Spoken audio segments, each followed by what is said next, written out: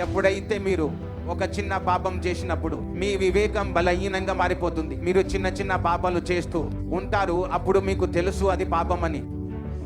కానీ ఆ పాపములు మెల్లమెల్లగా మీ జీవితంలో అలవాటు అవుతాయి.